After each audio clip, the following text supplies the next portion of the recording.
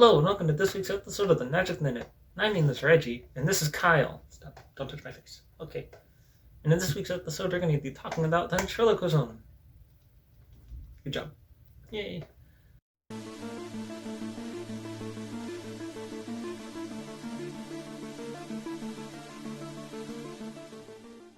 in case you couldn't understand what I just said, we're going to be talking about ventriloquism. That's what I said. I know, but you're hard to understand sometimes. Well, do better.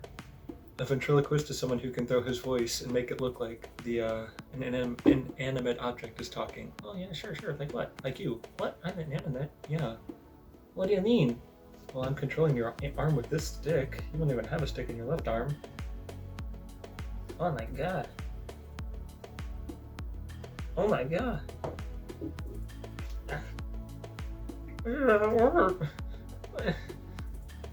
I'm not animate.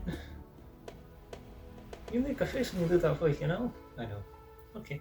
It's pretty hard to be a famous ventriloquist just because nobody wants to go pay money to see a person talking to dolls on stage. That's what YouTube is for. But of course, there is one famous ventriloquist, I want to say magician. One famous ventriloquist named Jeff Dunham. You know this guy right here? Drop it. Yeah. Jeff Dunham. He's made a living with ventriloquism, and I think in America's Got Talent there have only been 2 ventriloquists to actually win. What are their names? Terry Fader, and Darcy Lynn. Nice. Why do you know that? I did do a little bit of research this time. Oh. So why are you here, not on a stage? Well, because this is my first time actually doing ventriloquism in front of a camera. Oh, so don't screw it up, you idiot. You dummy. But why did you choose ventriloquism as the topic for today? Well, the theme of the month is illusions. Okay. And ventriloquism is kind of like an illusion. You create the illusion that this thing is alive. Yeah, okay. What are you calling a thing? Huh? You know, a lot of ventriloquists also sing. I'm not a singer. Oh, come on, do it for me once. Just this once? No, my throat's hurting. Oh, I wonder why. So Kyle, how did you get your start in ventriloquism? I need to know. Well, I'm glad you asked that question because it's a pretty interesting story. Way back when I was a younger child. Okay, that's a really good story. Yeah, let's hear it for this guy. Let me finish my story. Okay. Way back when I was younger, I had this notepad, and I would draw like a face on one of the pages, and then it would magically come to life. And then it would start talking, his eyes could move, which is more than could be said about your eyes. And I would talk as the puppet, and I wasn't too good at voices, I wasn't too good at voices then, so what I did was I could do a Mexican accent pretty well, and it was a little bit racist, but it's fine because it was all in good fun. And I named him Jesus. And the only joke that I can remember from Jesus was when I would say, "So Jesus, talk about your family," and he'd say, "I have 2 older brothers. The oldest is Juan, and next is 2. Get it? 1, 2? Yeah. And I wanted to do this whole thing with him, but I'm not good at script writing. Never have been, never will be, I think. I actually still have that puppet somewhere. I don't know where he is, but I still have him somewhere. It's me, cool. Yeah. How did you find me, the greatest dummy in the world? Well, I'm glad you asked. Could you back up like 2 feet? I'm part of a magic club, and this retired magician gave me a few boxes of props that he used to use all the time. And in one of the boxes there were 3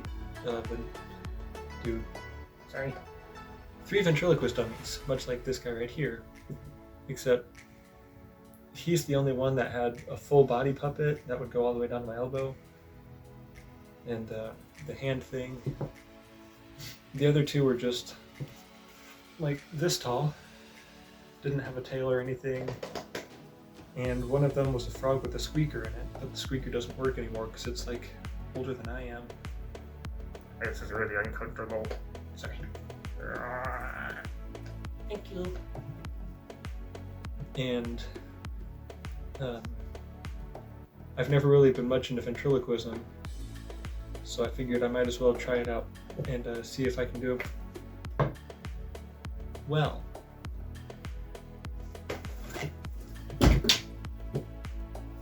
So, we'll keep updated on that. Maybe I'll keep practicing. Maybe I'll stop because I'm bad at it.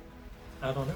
Now I have 6 cards here. The Jack, Queen, 9, 4, 5, and 6.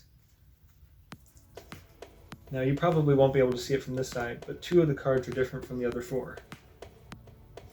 So we'll just cut to a random card a few times. My eyes are closed. Let's not just do 2s. So we'll cut to the 5 of spades. That's a random card. Now, if I would normally be doing this trick for a spectator, and I would have this whole thing with a dice and a coin, but that takes too long and it doesn't look as impressive by myself. So, what's going to happen is I'll just deal out the cards 1, 2, 3, 4, 5, like so. And this kind of shuffles them up a little bit. And then we'll do it one more time. 2, 3, 4, 5. Now I would have my audience member pick either the Jack or the 9. Completely free choice. Let's suppose they pick the Jack. I actually knew that they were going to pick the Jack. See, I wrote on the back of these 4 cards here, you won't pick me, you won't pick me, you won't pick me, and you won't pick me. And then on the back of these 2 cards here, pick me and pick me. That's bad. That's okay.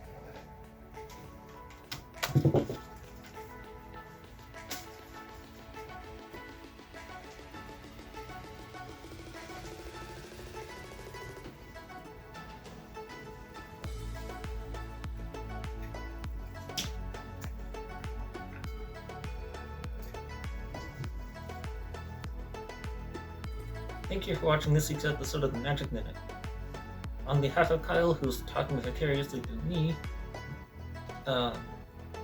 leave a like down below, comment in the comments, subscribe if you're not already. What was the other thing? Thanks for watching. Oh yeah, thanks for watching and have a great whatever time it is.